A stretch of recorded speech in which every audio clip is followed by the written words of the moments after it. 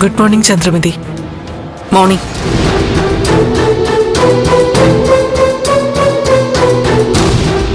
ഇവിടെ വേറെ ആരും ഇല്ലേ? മിനിസ്റ്റർ കാര്യം കാണണ്ടേ? ഞാൻ ചന്ദ്രമതിയെ കാണാനാ വന്നേ. ഞാനിവിടെ ഉണ്ടല്ലോ. അല്ല, ത്യാഗരാജനും തനുജയൊക്കെ?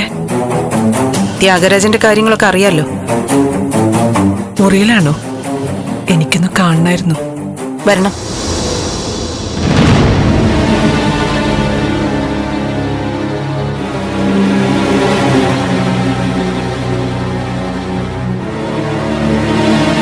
മോനെ. അല്ല വേണ്ട, കിടന്നോളൂ. അപകടത്തിന്റെ പ്രയാസങ്ങളൊക്കെ മാറിയോ ത്യാഗരാജൻ? അപകടത്തിന്റെ പ്രയാസമൊക്കെ മാറി വരുന്നു. പക്ഷേ വളരെ വേണ്ടപ്പെട്ടവരെന്ന് വിചാരിച്ചവരുടെ പെരുമാറ്റം ഉണ്ടാക്കിയ മുറിവ് അത് ഉണങ്ങിയിട്ടില്ല. ത്യാഗരാജൻ ഉദ്ദേശിക്കുന്നത് മനസ്സിലായി. ഒരു സ്ഥാനത്തിരിക്കുമ്പോഴേ അതിന്റെ ബുദ്ധിമുട്ടുകൾ മനസ്സിലാകും. മന്ത്രി എന്ന് പറയുന്ന ആള് നിഷ്പക്ഷമായിരിക്കണ്ട മാഡം. ഞാൻ നിഷ്പക്ഷമായിട്ടേ പെരുമാറിയിട്ടുള്ളൂ ത്യാഗരാജൻ. എന്റെ കൂറ് ചന്ദ്രോത്തുകാരോടാണെന്നുള്ളത് തോന്നല. മാധവനെ അറസ്റ്റ് ചെയ്തപ്പോൾ ഞാൻ ഇടപെട്ടതും സിദ്ധാർത്ഥൻ സാറിന്റെയും തനുജയുടെയും ഒക്കെ കാര്യത്തിൽ ഇടപെട്ടതും നിഷ്പക്ഷമായിട്ട് തന്നെയാണ്. പക്ഷം പിടിച്ചുവെന്ന് നിങ്ങൾക്ക് വെറുതെ തോന്നുന്നതാ. പക്ഷം പിടിച്ചതല്ലത്. സത്യം ചന്ദ്രോത്തുകാരുടെ ഭാഗത്തായിരുന്നു. പാർട്ടി തീരുമാനത്തിനെതിരായ പലപ്പോഴും മന്ത്രി പ്രവർത്തിച്ചത് അത് ഞങ്ങൾക്ക് വലിയ പ്രയാസം ഉണ്ടാക്കി. അതിലൊന്നും അങ്ങനെ പ്രയാസപ്പെടേണ്ട കാര്യമില്ല ചന്ദ്രമതി. പാർട്ടി കാര്യങ്ങളിലാണ് ഞാൻ സിദ്ധാർത്ഥൻ സാറിനെ പിന്തുണച്ചതെങ്കിൽ അത് തെറ്റാ. പക്ഷേ ഞാൻ പാർട്ടിക്കാരിയാണെന്നുള്ളതുപോലെ തന്നെ ഒരു സ്വതന്ത്ര വ്യക്തിയും കൂടിയാ. വ്യക്തിപരമായ കാര്യങ്ങളാ ഞാൻ അദ്ദേഹത്തോട് സംസാരിക്കാൻ പോയത്. മാധ്യമങ്ങൾ അതിന് വേറെ നിറം കൊടുത്തതിന് ഞാൻ എന്ത് ചെയ്യാന്?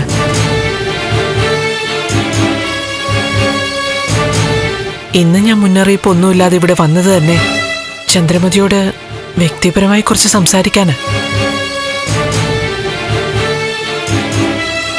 അല്ല, തനൂജ് ഇവിടെ ഇല്ല അല്ലേ? പുറത്തു പോയിരിക്കുക. ഓ, ആ കുട്ടിക്ക് നല്ല വിഷമമുണ്ട്. ഒരു വനിതാ മന്ത്രി അവക്ക് പരിഗണന കൊടുക്കാത്തതില്. ഓരോരുത്തരും ഉദ്ദേശിക്കുന്ന രീതിയിൽ നമുക്ക് പെരുമാറാൻ പറ്റുമോ ചന്ദ്രമതി? ഇപ്പൊ തന്നെ തനുജ വന്ന് പറഞ്ഞു, ഞാൻ ത്യാഗരാജനെ സ്വാധീനിച്ച് ചന്ദ്രോത്തിന് അനുകൂലമാക്കുന്നു. ത്യാഗരാജൻ പറയൂ, ഞാൻ അങ്ങനെ എന്തെങ്കിലും ഇടപെട്ടിട്ടുണ്ടോ? ത്യാഗരാജൻ തന്നെയാണ് സ്റ്റേഷനിൽ വിളിച്ച് മാധവനെ വിടാൻ പറഞ്ഞതെന്നാണ് ഞാൻ അറിഞ്ഞത്.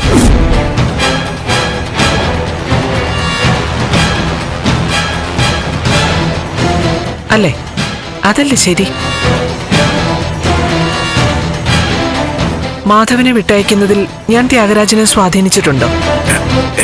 ഇല്ല, അതൊക്കെ പോട്ടെ. അതെന്താ പോട്ടേന്ന് വെക്കുന്നേ? ത്യാഗരാജൻ മാധവന് വേണ്ടി സംസാരിച്ചത് അദ്ദേഹത്തിന്റെ ഭാഗത്താണ് ന്യായമെന്ന് മനസ്സിലാക്കിയിട്ടായിരിക്കുമല്ലോ, അല്ലേ? അതൊക്കെ കഴിഞ്ഞ കാര്യങ്ങളല്ലേ. കഴിഞ്ഞ കാര്യങ്ങളായതുകൊണ്ടല്ല, ഉത്തരം പറയാൻ ബുദ്ധിമുട്ടായതുകൊണ്ടാ ത്യാഗരാജൻ ഒഴിഞ്ഞു മാറുന്നത്. ഇംഗ്ലീഷിലൊരു ഫ്രേസ് ഉണ്ട്, if you were in my shoes. മറ്റേയാളിന്റെ ചെരുപ്പിടുമ്പോഴായിരിക്കും അയാളുടെ പ്രയാസം ശരിക്കും മനസ്സിലാവുക.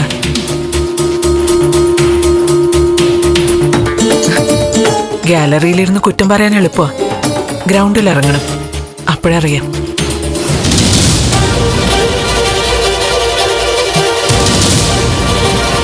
എന്തായാലും ത്യാഗരാജൻ വിശ്രമിക്കൂ. ഞാൻ ചന്ദ്രമതിയോടൊന്ന് സംസാരിക്കട്ടെ.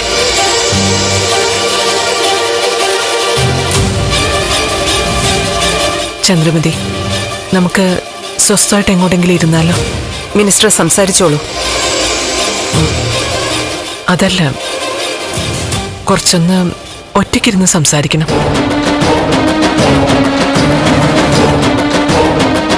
എനിക്കറിയാം ചന്ദ്രമതി ഇഷ്ടക്കേടോടെയാ നിൽക്കുന്നേ. എന്നോട് സംസാരിക്കാൻ താല്പര്യമില്ലെന്ന് ഈ മൗനത്തിന്റെ അർത്ഥം.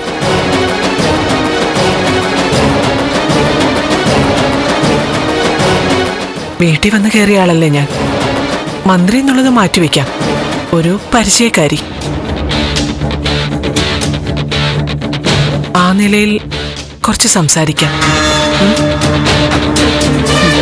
വരൂ. ശരി.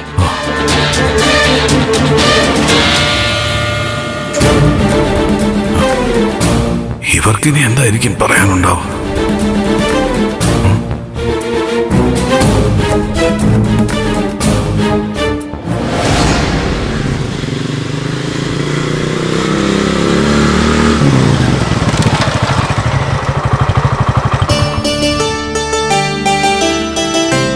ഇതാണോ വീട്? ആയിരിക്കും. എന്നെ പറഞ്ഞാൽ മതിയല്ലോ. ഇയാളുടെ വീട്ടിൽ പത്രം ഇടാമെന്ന് എന്നെ പറഞ്ഞാൽ മതിയല്ലോ.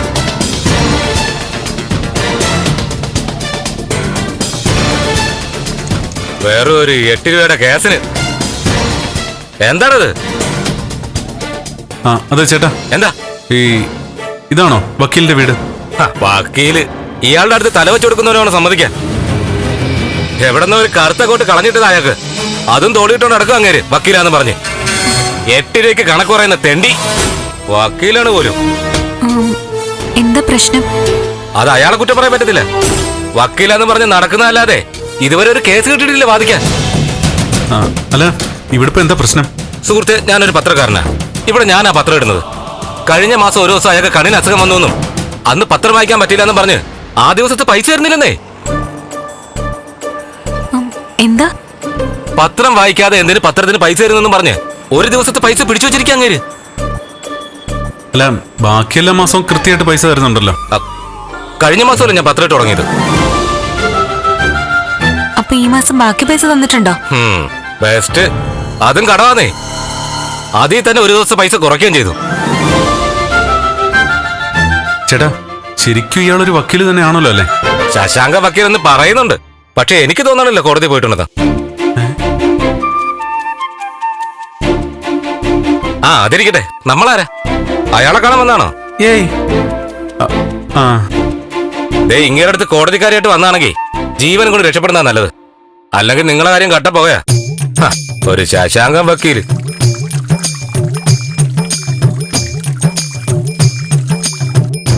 നന്ദു, ഒന്നുകിൽ ഇതല്ല അമ്മ പറഞ്ഞ വക്കീല,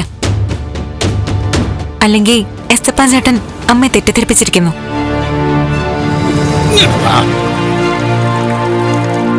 മൊത്തത്തിലൊന്നും മനസ്സിലാവുന്നില്ല. തിരിച്ചു പോകുന്ന നല്ലെന്ന് തോന്നുന്നു. എന്തായാലും വന്നതല്ലേ, കണ്ടിട്ട് പോവാം. ശരി, എന്നാ വാ.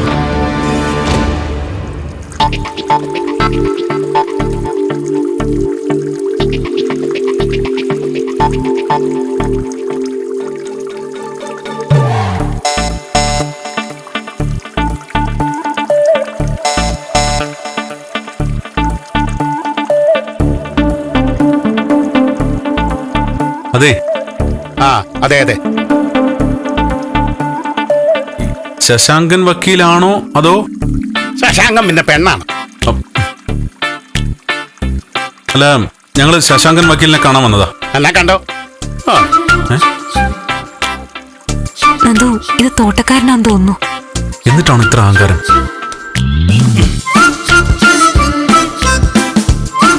ശശാങ്ക സാറിന് കാശ് കടം കൊടുത്ത വല്ലവരും ആണോ? അങ്ങനെയാണെങ്കിൽ കാണാൻ പറ്റില്ല. ആള് സ്ഥലത്തില്ല. അല്ല, ഞങ്ങളൊരു കേസിന്റെ കാര്യം പറയാൻ വേണ്ടി വന്നേ. കേസ് വക്കീലിന്റെ അടുത്ത് മാറ്റാൻ പോവാന്ന് പറയാൻ വന്നതായിരിക്കും അല്ലേ? അല്ല, പുള്ളിക്കൊരു കേസ് കൊടുക്കാൻ വേണ്ടി വന്നതാ.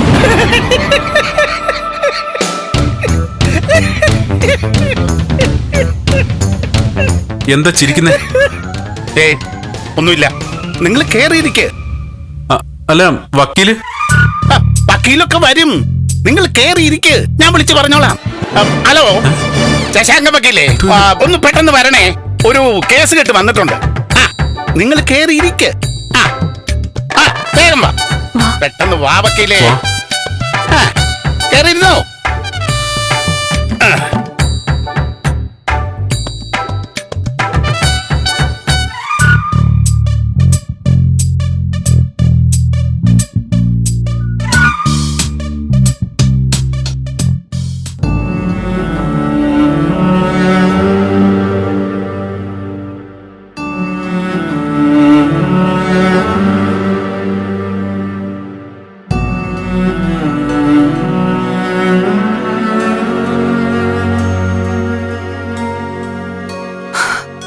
നമുക്ക് സംസാരിക്കാൻ പറ്റുന്ന ഏറ്റവും നല്ല ഇട ഇത് തന്നെയാ. ദാ അവിടെയാ എന്റെ ജീവന്റെ പാതിയായ ബാലുവിനെ നിങ്ങളുടെ ഗുരുനാഥൻ സിദ്ധാർത്ഥൻ ചന്ദ്രോത്ത് കൊന്നു തള്ളിയത്.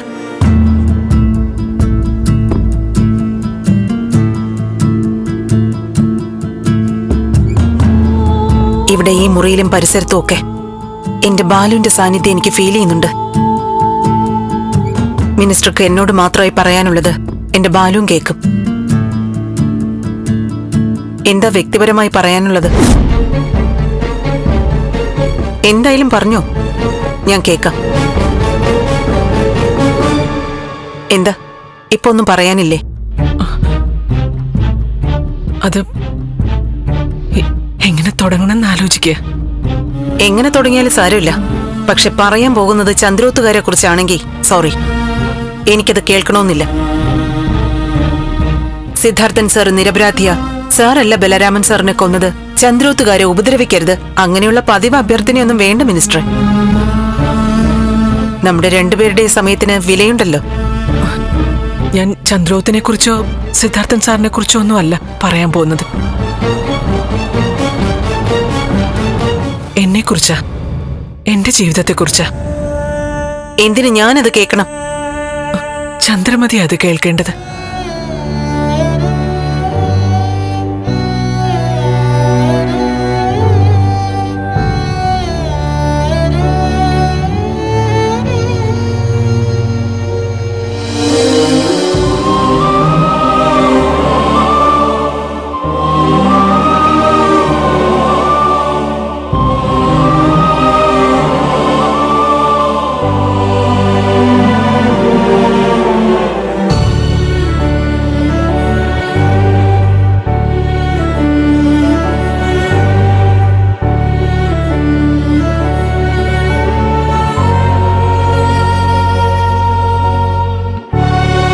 എനിക്ക് മനസ്സിലാവാത്തോണ്ട് ചോദിക്കുക.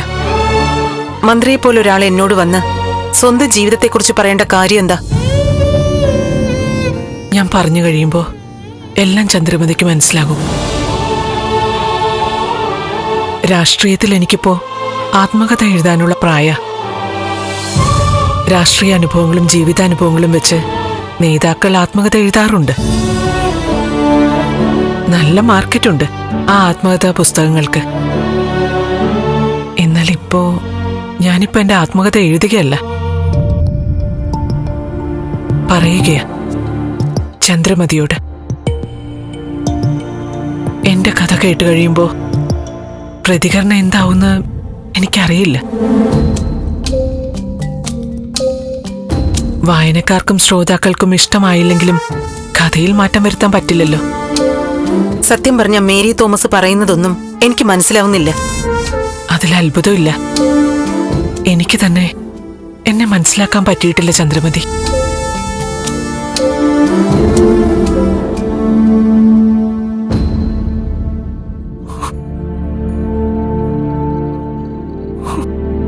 എന്താ മിനിസ്റ്റർ, എന്താ പ്രശ്നം?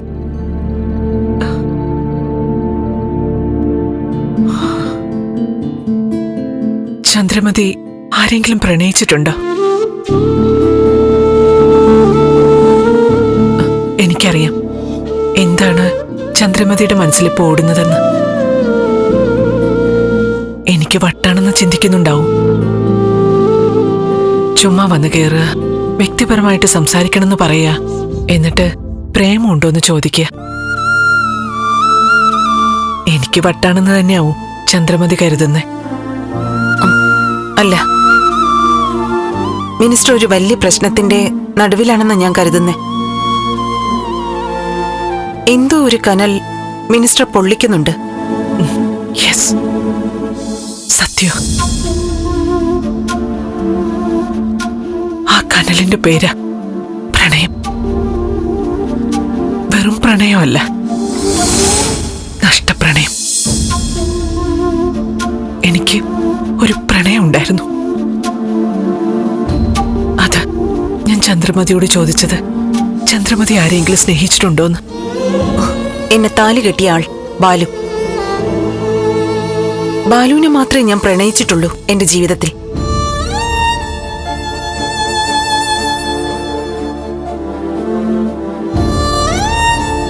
വയലാറിന്റെ പാട്ടുകളിൽ എനിക്ക് വളരെ പ്രിയപ്പെട്ടതാ.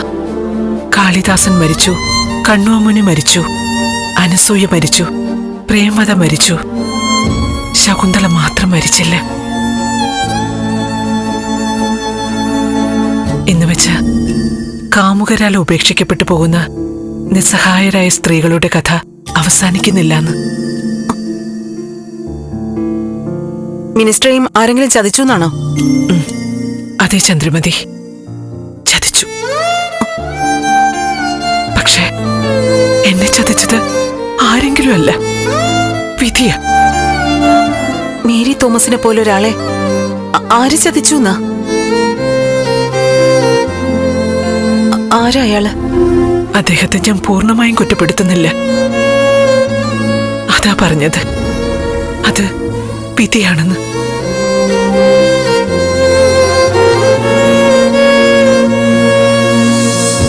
അത് മിനിസ്റ്ററെ ചതിച്ചയാളെ കുറ്റപ്പെടുത്തണ്ടെന്ന് കരുതി പറയുന്നതാ. ഹൃദയം നൽകിയിട്ട്, ആശ കൊടുത്തിട്ട്, പ്രതീക്ഷകൾ നൽകിയിട്ട്, പിന്നീട് എന്തൊക്കെ സാഹചര്യങ്ങൾ മാറിയാലും പുരുഷൻ അവളെ കൈവിടാൻ പാടില്ല എന്ന് വിശ്വസിക്കുന്നവളാ ഞാൻ. അയാള് പിന്നീട് എന്തെങ്കിലുമൊക്കെ പറഞ്ഞ് വിശ്വസിപ്പിച്ച് കാണും അല്ലേ? മേരി തോമസ് അത് വിശ്വസിച്ചും കാണും. അതാ ആ ആളിനെ പൂർണ്ണമായും കുറ്റപ്പെടുത്താതെ വിധിയെ പഴിക്കുന്നത്. സത്യത്തിൽ മേരി തോമസിന് ഇങ്ങനൊരു ഹിസ്റ്ററി ഉണ്ടെന്ന് ഞാൻ ഇപ്പോഴാണ് അറിയുന്നത്. നമ്മളെ മനസ്സിലാക്കുന്ന, പൂർണ്ണമായും നമ്മളെ മാത്രം സ്നേഹിക്കുന്ന ഒരാളെ കിട്ടുക എന്ന് വെച്ചാ അതൊരു ഭാഗ്യ. അങ്ങനെ നോക്കിയാ ഞാൻ ഭാഗ്യവതിയാ. ബാലുവിന്റെ ഓർമ്മകൾ മാത്രം മതി എനിക്ക് ജീവിക്കാൻ. ബാലുവിനെ കുറിച്ചുള്ള ആരോപണങ്ങൾ ഞാൻ അവഗണിക്കുന്നു.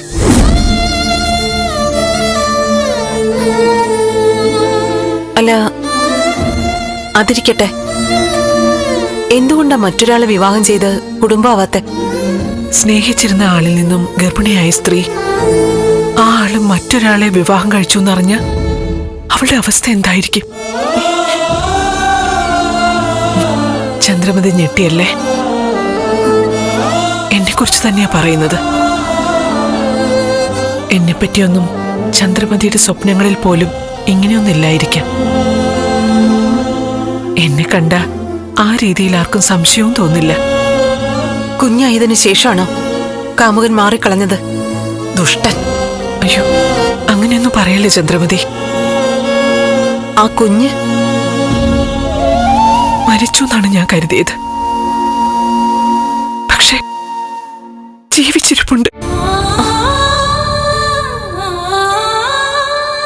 ഞാനിതൊക്കെ അങ്ങോട്ട് ചോദിക്കുന്നത് ശരിയായ കാര്യമല്ല. പക്ഷേ ഇത്ര ഇങ്ങോട്ട് പറഞ്ഞതുകൊണ്ട് ചോദിക്കുക, ആ കുഞ്ഞ് ആരാണ്, എവിടെയാണ്, അതാണോ?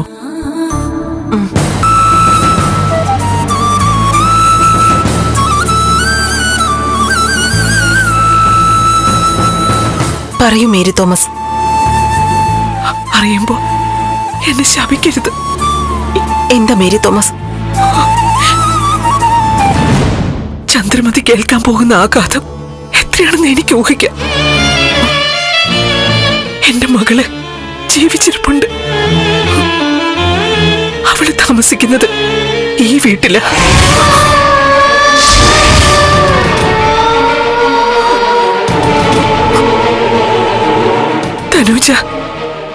മകള്.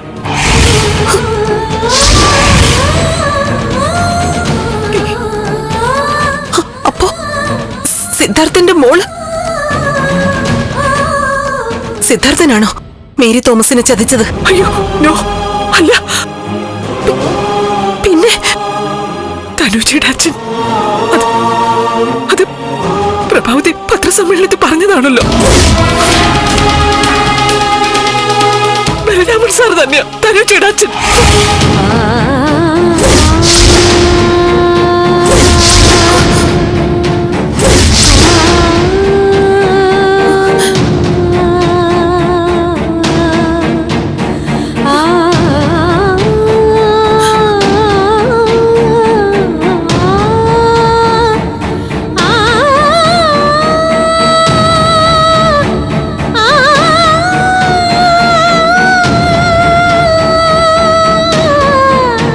ചന്ദ്രമതി,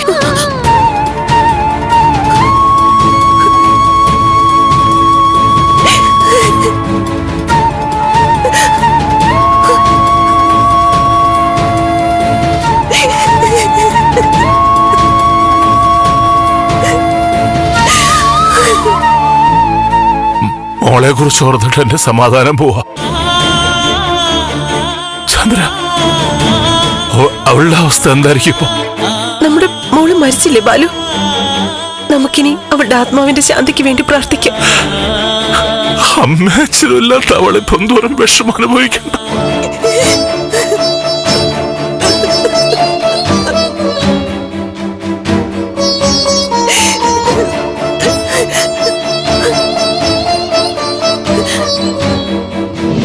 ആരാ തനുജയുടെ അച്ഛൻ? ബലരാമൻ അങ്കിൾ.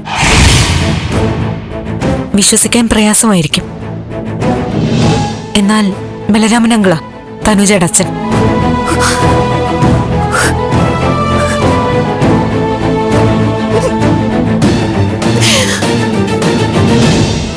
പ്രിയപ്പെട്ട ചന്ദ്രുവിന് എനിക്ക് മാപ്പ് ചോദിക്കാൻ പോലും അർഹതയില്ല. ജീവിതത്തിന്റെ ഒരു ഘട്ടത്തിൽ നമ്മുടെ വിവാഹത്തിന് മുൻപ് ഞാനൊരു പെണ്ണിനെ സ്നേഹിച്ചിരുന്നു. അതിലെനിക്കൊരു കുഞ്ഞുണ്ടായ കാര്യം ഇപ്പോഴാണ് ഞാൻ അറിയുന്നത്. സിദ്ധാർത്ഥനെ ബുദ്ധിമുട്ടിച്ചുകൊണ്ടിരുന്ന സിദ്ധാർത്ഥന്റെ മകളെന്ന് അവകാശപ്പെടുന്ന തനുജ വാസ്തവത്തിൽ എന്റെ മകളാണ്.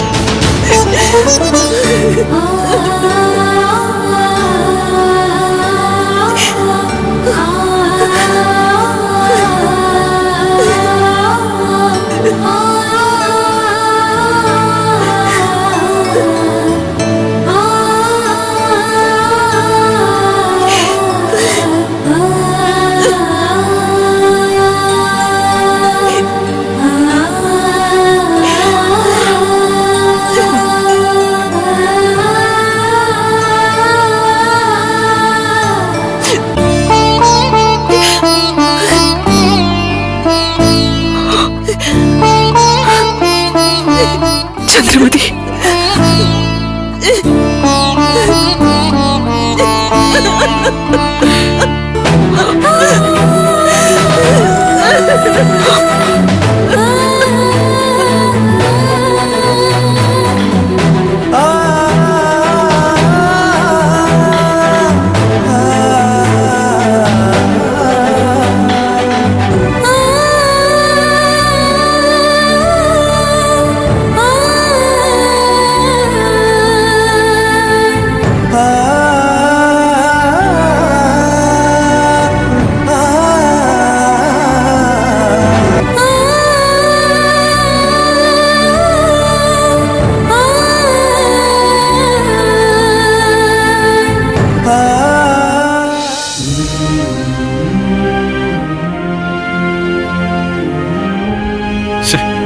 ഇത് എത്ര നേരമായി? ഇത് ശരിക്കൊരു വക്കീലിന്റെ വീടാണോ? ഒരു ലോക്കൽ സെറ്റപ്പ് ഫീൽ ചെയ്യുന്നു. ചെടിക്ക് വെള്ളം ഒഴിക്കാൻ തോട്ടക്കാരനൊക്കെ ഉണ്ടല്ലോ, അപ്പൊ കാശുള്ള ടീമാ. തോട്ടക്കാരനോ? അയാളൊരു വട്ട് കേസാണെന്നോ തോന്നുന്നേ. എന്തായാലും ഒരു 6 പിശുക്കന്റെ വീടാ ഇത്. പത്രക്കാരൻ്റെ ഒരു ദിവസത്തെ പൈസ പിടിച്ചു വെച്ചിരിക്കുന്ന പറഞ്ഞു കേട്ടില്ലേ? മൊത്തത്തിലൊരു ചുറ്റുകളെ എനിക്ക് ഫീൽ ചെയ്യുന്നേ. നീ ആ എസ് ചേട്ടനെ ഒന്ന് വിളിച്ചേ.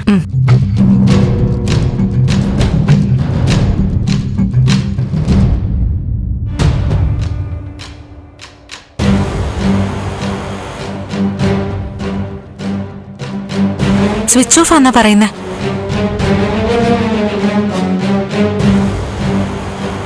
നമുക്ക് പോവാം ദേവി. ഇവിടെ നിന്ന് വെറുതെ സമയം കളഞ്ഞ എന്തിനാ?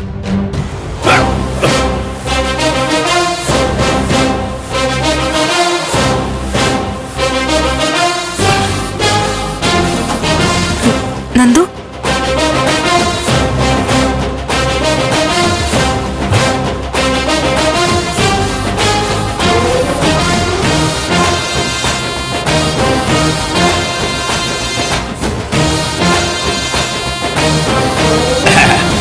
സോറി ക്ലയൻസ്, കുളിച്ച് ഫ്രഷ് ആകാൻ കുറച്ച് സമയം എടുത്തു അല്ലേ?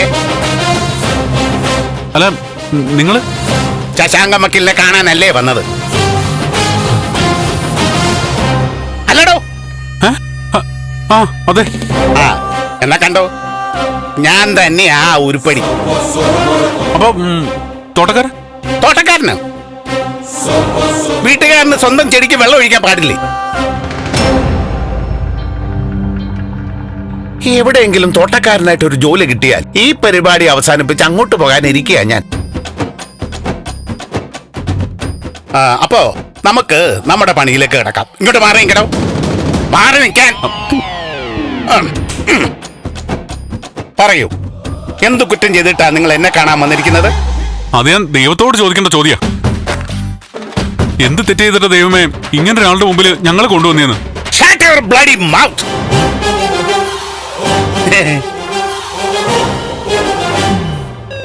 വാക്കുകളൊക്കെ സൂക്ഷിച്ച് ഉപയോഗിക്കണ്ടേ? ഒരു വക്കീലിനെ കാണാൻ വരുന്ന കക്ഷികളോട് ഇങ്ങനെയാണോ പെരുമാറുന്നേ? ഞാൻ ആവശ്യപ്പെട്ടിട്ടാണോ നിങ്ങൾ എന്നെ കാണാൻ വന്നത്? എന്നെ തേടി എന്റെ വീട്ടിൽ വരുന്നവര് എന്റെ കണ്ടീഷനൊക്കെ അംഗീകരിച്ചിരിക്കണം. അല്ലാത്തവരിങ്ങോട്ട് വരണ്ടെന്നേ. ദേവി വാ, നമുക്ക് പോവാം. പോകുന്നൊക്കെ കൊള്ളാം. ഈ വക്കീൽ കൊട്ടും പാന്റും ഷർട്ടും ഒക്കെ തേച്ച വകയിൽ 36 രൂപ തന്നിട്ട് പോയാ മതി. ദേവി, നന്ദു, ഞാൻ സംസാരിക്കാം. എന്നാ പിന്നെ പെങ്ങള് പറ. സർ, എസ്തപ്പാൻ എന്ന് പറയുന്ന ആള് പറഞ്ഞിട്ട് വന്നത് ഞങ്ങള്. അത് പറ. എസ്തപ്പാൻ, മറ്റേ ആ ഗുണ്ട. കുഞ്ഞെ, ഗുണ്ടകൾ പറയുന്നൊന്നും ചാടിക്കറി വിശ്വസിക്കല്ലേ. മുൻ MLA സിദ്ധാർത്ഥൻ ചന്ദ്രത്തിനെ അറിയാലോ? അറിയാം. ബലരാമനെ കൊന്ന കക്ഷിയല്ലേ? അറിയാതിരിക്കാൻ പറ്റുവോ? വലിയ പുള്ളിയല്ലേ? താൻ ഇവിടുത്തെ വക്കീലാണോ? ദേ, കാണുന്നവരൊക്കെ ഈ ചോദ്യം ചോദിക്കാതെ ഇതുവരെ ഇവിടുന്ന് പോയിട്ടില്ല. ബൈ ദ ബൈ, നിങ്ങൾക്ക് എന്താ വേണ്ടത്? What you want? Sir, Siddharthan ചന്ദ്രത്തിന്റെ മകനാ നന്ദൻ. ഞാൻ മരുമകൾ ദേവിക. കണ്ടതിൽ വളരെ സന്തോഷം. എന്നാ പിന്നെ 36 രൂപ വെച്ചിട്ട് ചെല്ല്. അദ്ദേഹത്തിന്റെ കേസിനെ കുറിച്ച് സംസാരിക്കാനാ ഞങ്ങൾ വന്നത്. ദേ, ഉള്ളത് പറയാമല്ലോ. എനിക്ക് ഈ രാഷ്ട്രീയക്കാരെന്ന് പറഞ്ഞ കാലേന്ന് ചൊറിഞ്ഞു തുടങ്ങും. പറയുന്ന വാക്കിന് വ്യവസ്ഥയില്ല, ചെയ്യുന്ന പ്രവൃത്തിക്ക് വ്യക്തതയില്ല. ഒരു വെള്ളയിട്ട് അങ്ങ് ഇറങ്ങിക്കോളൂ. എന്താ രാഷ്ട്രീയക്കാരെ പറഞ്ഞപ്പോ പൊള്ളിയോ? തനിക്ക് ജോലി എന്താടോ? എന്താ കുഞ്ഞേ ജോലി? ജോലിയൊന്നും ആയിട്ടില്ല. എന്റെ ഊഹം എത്ര കറക്റ്റാ. രാഷ്ട്രീയക്കാരുടെ മക്കൾക്ക് ജോലിയുടെ ആവശ്യമില്ല. അവരിങ്ങനെ തെണ്ടി കറങ്ങി നടക്കും. പല ബിസിനസ്സുകാരെയും ചാക്കിടും. രാഷ്ട്രീയക്കാരുടെ മക്കളാകുമ്പോ കമ്പനി കൂടാൻ ആളെ എളുപ്പം കിട്ടുമല്ലോ. അവരുടെ ഇന്ന് കമ്മീഷനൊക്കെ അടിച്ച് വിലസി നടക്ക. അല്ല, സാർ കേസ് വാദിക്കാനാണോ ഇരിക്കുന്നേ? അതോ വരുന്ന കക്ഷികളെ ആക്ഷേപിക്കാനോ? ഇത്രയും നേരം സഹിച്ചു, ഇനി സഹിക്കാൻ പറ്റില്ല. സഹിക്കാൻ പറ്റിയല്ലെങ്കിലേ ശശാങ്ക വക്കീലിന് തൃണം ഒരു കേസ്. താൻ കേസ് വാദിക്കണ്ടോ? തേപ്പ് കൂലി 36 വെച്ചിട്ട് പൊക്കോ.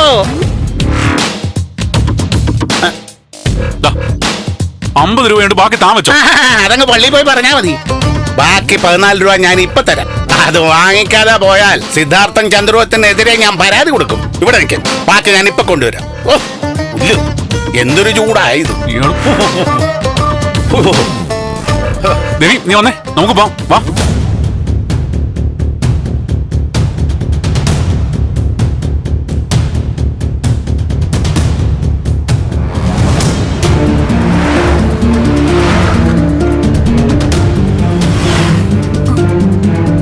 എസ്തപ്പൻ ചേട്ടൻ,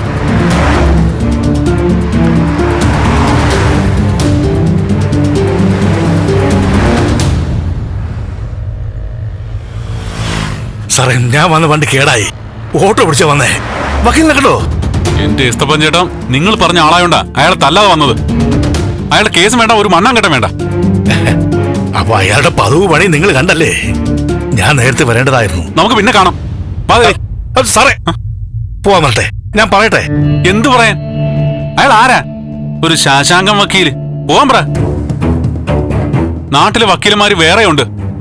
5 പൈസക്ക് ഗതിയില്ല. വർത്താനത്തിന് പക്ഷെ ഒരു കുറവുമില്ല. അയാൾ ഒരു പ്രത്യേക ടൈപ്പാ എസ്തപ്പൻ ചേട്ടാ. ആദ്യം ഞാൻ കരുതിയത് തമാശ പറയുകയാണെന്നാ. പിന്നീട് അയാൾ ഇൻസൾട്ട് ചെയ്യാന്ന് മനസ്സിലായത്. അയാൾക്ക് വട്ടാണെന്ന് തോന്നുന്നു. അപ്പൊ നിങ്ങളെ കുറ്റം പറയുന്നില്ല, അയാളുടെ സ്വഭാവം ഇതാ. ആ സ്വഭാവം അയാളുടെ കയ്യിൽ വെച്ചാൽ മതി. വീട്ടിൽ വരുന്നവരോട് കാണിക്കണ്ട. എന്റെ അച്ഛൻ രാഷ്ട്രീയക്കാരനാണെന്ന് അറിഞ്ഞപ്പോ രാഷ്ട്രീയക്കാരെ കുറിച്ച് വൃത്തിയുടെ ഭാഷയിൽ ആക്ഷേപിക്കുക. ഒന്ന് പൊട്ടിക്കാന്ന് വിചാരിച്ചതാ.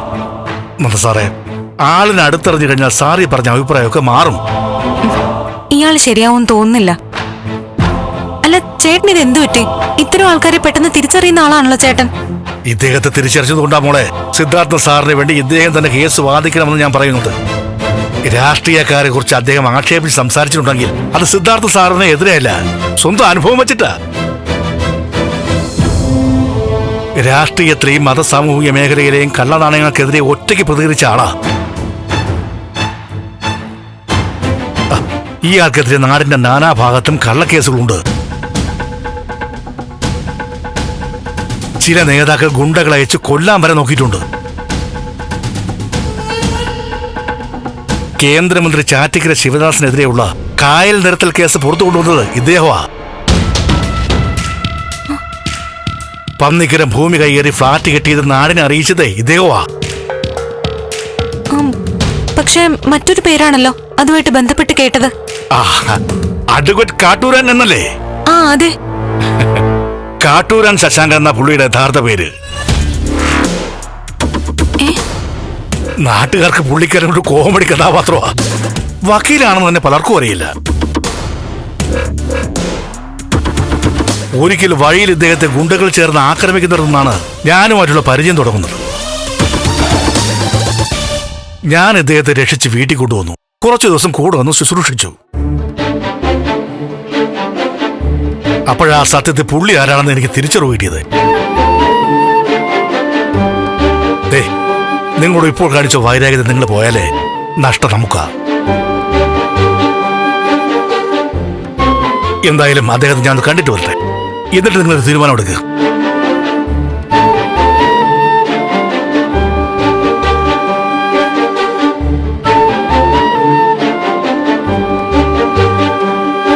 നന്ദു, എസ്തപ്പൻ ചേട്ടനെ നമുക്ക് വിശ്വസിക്കാം. ശശാങ്ക വക്കീലിന് തന്നെ കേസ് ഏൽപ്പിക്കാം.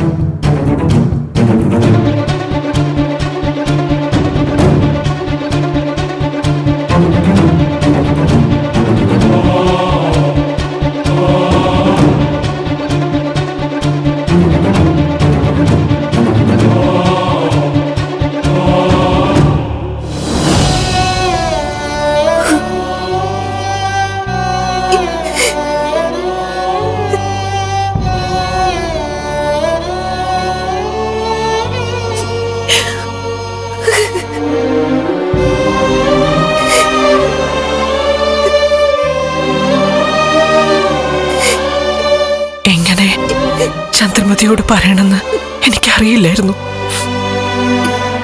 പക്ഷേ ചന്ദ്രമതി സത്യം അറിഞ്ഞാൽ മാത്രമേ പല പ്രശ്നങ്ങൾക്കും പരിഹാരമാവുള്ളൂ എന്ന് എനിക്ക് മനസ്സിലായി.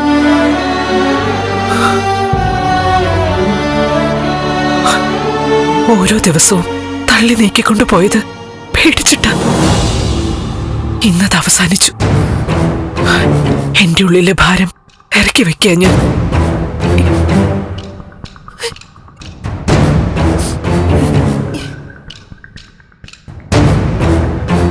ഇപ്പോഴെങ്കിലും എന്നോട് പറഞ്ഞത് നന്നായി. ബാലുന്റെ ഡയറിയിൽ നിന്ന് എനിക്കൊരു കുറിപ്പുണ്ടായിരുന്നു, തനുജയെക്കുറിച്ച്. അതിലെല്ലാം എഴുതിയിരുന്നു. അത് സത്യമാണെന്ന് മനസ്സിലായെങ്കിലും പിന്നീട് കള്ളമാണെന്ന് മനസ്സിനെ പറഞ്ഞ് വിശ്വസിപ്പിച്ചു.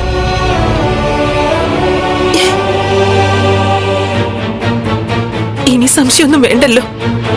ഇതാണ് ഞാൻ ആദ്യം പറഞ്ഞത്, എന്നെ ശപിക്കരുതെന്ന്. അത് ഞാൻ തിരിച്ചങ്ങോട്ടല്ലേ പറയേണ്ടത്? എന്നെ ശപിക്കരുത്.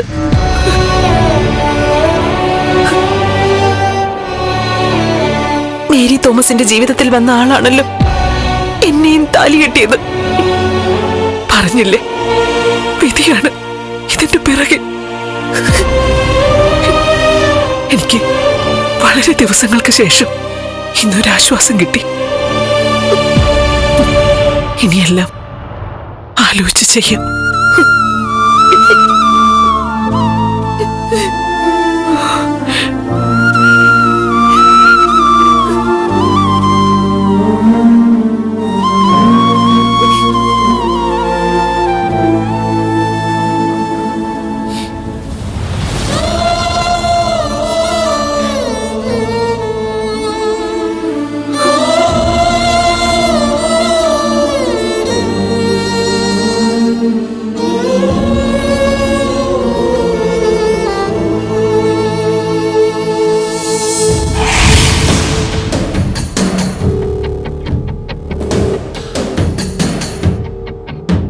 ഇവർക്ക് ഇദ്ദേഹത്തെ അങ്ങോട്ട് പരിചയമില്ലായിരുന്നല്ലോ. ഞാൻ കാര്യങ്ങളൊക്കെ പറഞ്ഞ് മനസ്സിലാക്കി കൊടുത്തിട്ടുണ്ട്. വക്കീല് തന്നെ ഇവരുടെ കേസ് ഏറ്റെടുക്കണം. പോയി പള്ളി പറഞ്ഞാ മതി. എന്റെ വീട്ടിൽ വന്നിട്ട് എന്നോട് ധിക്കാരം പറഞ്ഞിട്ട് ഇപ്പൊ ഞാൻ കേസ് വാദിക്കണം അല്ലേ? സിദ്ധാർത്ഥൻ ചന്ദ്രൂത്തിന്റെ കേസ് എടുക്കാൻ ഞാൻ തയ്യാറല്ല എന്ന് മാത്രമല്ല, താല്പര്യമില്ല. I am not interested. 10, 1, 2, 3, 4 14 രൂപ. പൊക്കോ തലം കാലിയാക്ക്. എനിക്ക് കഞ്ഞി വെക്കാൻ സമയമായി. പോട്ടെ സ്തപാനെ. സർ സർ, ഞങ്ങളുടെ കേസ് ഏറ്റെടുത്തേ പറ്റൂ. ഓഹോ, അങ്ങനെയാണോ? അങ്ങനെയാണ്. ഞാൻ കേസ് ഏറ്റെടുത്തില്ലെങ്കിൽ ഞങ്ങൾ ഇവിടുന്ന് പോവില്ല. കഞ്ഞിയും കറിയും വെച്ച് ഞങ്ങൾ ഇവിടെ കൂടും. ഇവള് വലിയ വാശക്കാരിയാണല്ലോ കൊണ്ടേ.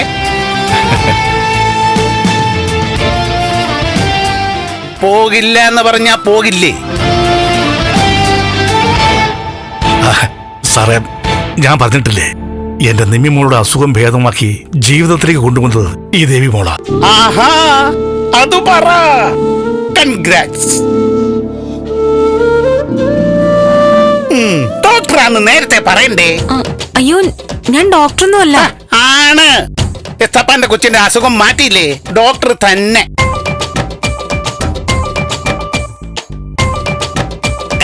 പിന്നെ എനിക്ക് ഇത്തിരി വട്ടുണ്ടെന്ന് ചിലരൊക്കെ പറയുന്നു. എന്റെ അസുഖം ഒന്ന് ഭേദമാക്കാൻ പറ്റുമോ?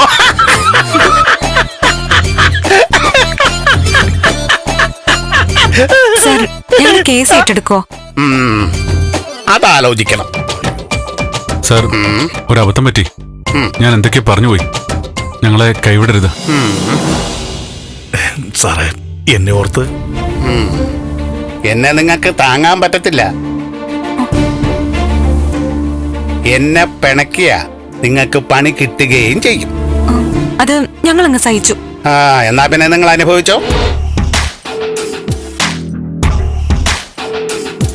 അഡ്വാൻസ് കൊണ്ടുവന്നിട്ടുണ്ടോ?